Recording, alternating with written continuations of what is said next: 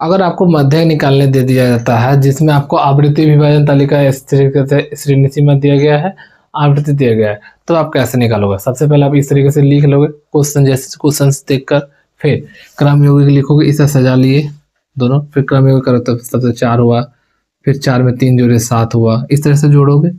7 में 7 जोड़े 14, 6 20, 20 में 8 जोड़े 28, 28 में 2 जोड़े 30। ठीक है, ये जो 30 आया जोड़कर, ये असल में आपका क्या हो गया? n।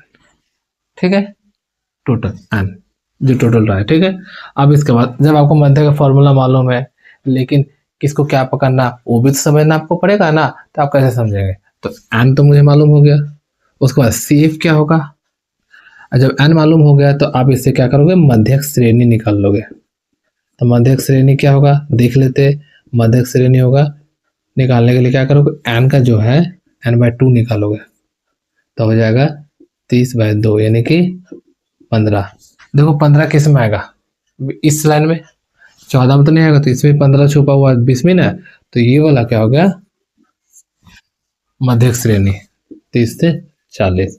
और जब मध्यक श्रेणी आ गया, याद रखना यही आपका क्या है? L है, यानी कि ये क्या है? L, यानी कि मध्यक से L क्या हो गया? निम्न सीमा। उसके बाद क्या हो गया?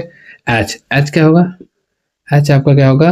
30 से 40 में जाने के लिए कितना का अंतर रहा? 10 का, यानी कि 40 से 30 घटा दिए, 10 का है। ठीक है, 10 आया। उसका CF क्या होगा?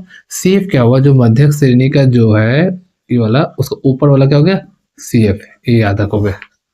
अब उसके बाद क्या? F क्या हुआ? ये।